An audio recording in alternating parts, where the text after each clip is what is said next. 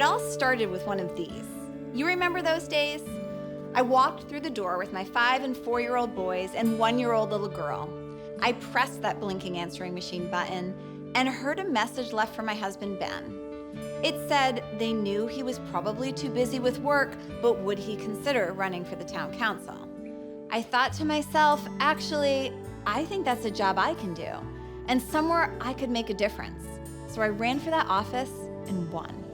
Whether it's been on the town council, as a state representative, or as Maine's Speaker of the House, I've learned that if you listen and if you are willing to work with others, it's still possible to get things done.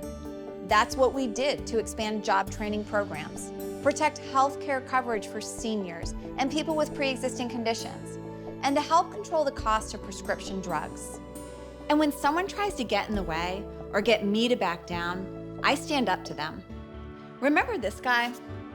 For too long, Paul LePage tried to stand in the way of getting things done in Maine. When I proposed expanding access to a life-saving drug for people overdosing from opioids, Governor LePage vetoed my bill.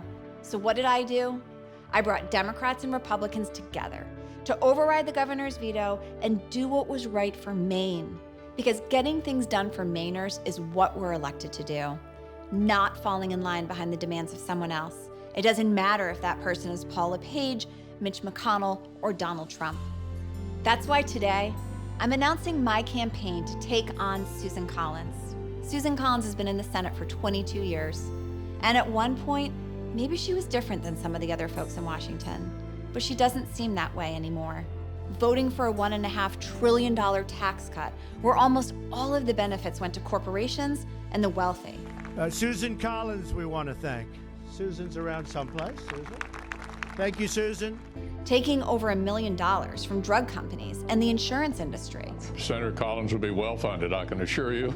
And Susan Collins' vote to put Brett Kavanaugh on the Supreme Court may be paying off for her, but it's put women's control over their own healthcare decisions in extreme jeopardy. Senator Collins was outstanding.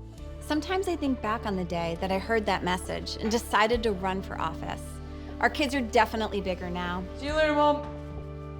But today, once again, I know I can make a difference.